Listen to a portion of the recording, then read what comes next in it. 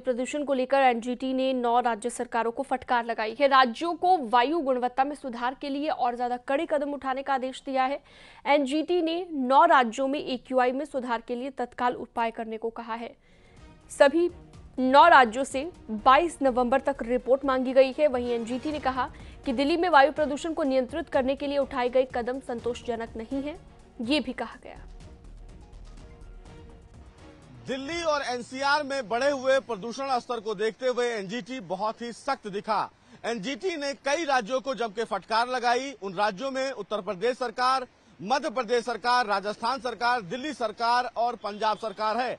हालांकि इस पूरे मामले में सुनवाई के दौरान एनजीटी ने मध्य प्रदेश, राजस्थान, इन तमाम राज्यों से ये पूछा है कि आखिर इन तमाम राज्य सरकारों ने और इन राज्यों के प्रदूषण कंट्रोल बोर्ड ने अपने अपने राज्यों में प्रदूषण को कम करने के लिए कितने उचित और कारगर कदम उठाए हैं। दरअसल मामले की सुनवाई करते हुए एनजीटी ने मध्य प्रदेश सरकार, राजस्थान सरकार, पंजाब सरकार से यह सवाल किया है कि जिस तरह एयर पोल्यूशन लगातार बढ़ रहा है, ऐसे में इन राज्य सरकारों के द्वारा प्रदूषण को कम करने के लिए क्या उचित कदम उठाए।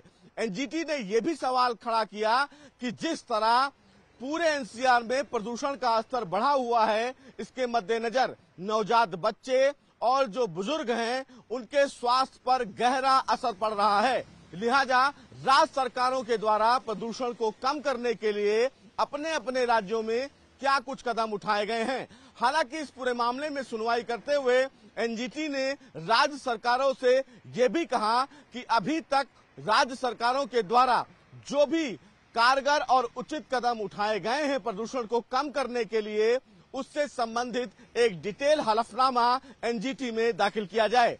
दरअसल एनजीटी 22 नवंबर को दोबारा इस पूरे मामले पर सुनवाई करेगा। हालांकि एनजीटी ने तमाम राज्य सरकारों को सचेत करते हुए ये भी कहा कि जब एनजीटी का पुराना आदेश पहले से ही लागू है तो राज्य सरकारों के द्वारा आखिर समय रहते कदम क्यों नहीं उठाए गए। बहरहाल एनजीटी ने मध्य प्रदेश सरकार, राजस्थान, पंजाब, हरियाणा, यूपी, दिल्ली इन तमाम राज्यों से सवाल किया है कि प्रदूषण को कम करने के लिए इन तमाम राज्य सरकारों की तरफ से क्या कुछ उचित कदम उठाए गए हैं। देखना बेहद अहम होगा कि अब जब 22 नवंबर को इस पूरे मामले में दोबारा सुनवाई होगी तो तमाम राज्य सरकारों के द्वारा प्रदूषण को कम करने के लिए जो भी कदम उठाए गए हैं उस मसले पर क्या कुछ कहा जाता है।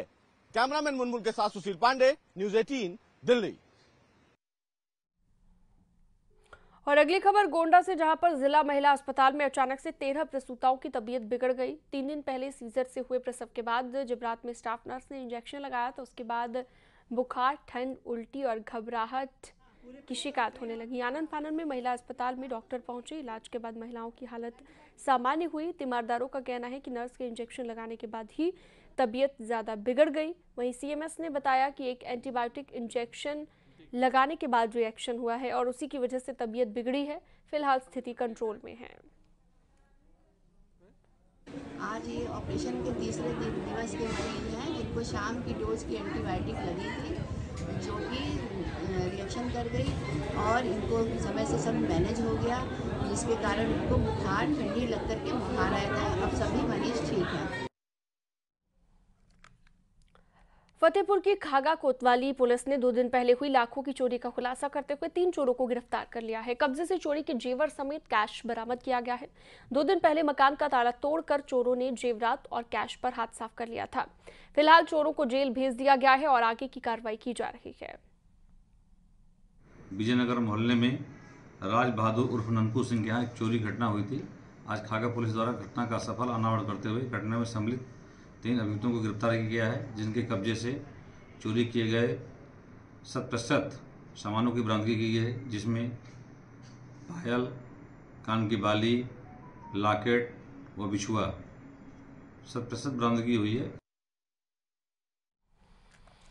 और अगली खबर वाराणसी से, लोक आस्था के महापर्व डाला छठ पर वीआईपी कल्चर हावी और इसके आधार पर ही घाटों की छिकाई की जा रही है। बाकायदा पद और रुतबे का जोर दिख रहा है। सर्किट हाउस, पुलिस लाइन के नाम पर भी छठ पूजा के लिए जगह जगह पर बुकिंग की जा रही है। वाराणसी में वरुणा के किनारे बने शास्त्री घाट पर छठ पूजा की तैयारी हो रही है। और वक्त एक छोटे से ब्रेक का, जल्द लौटते हैं।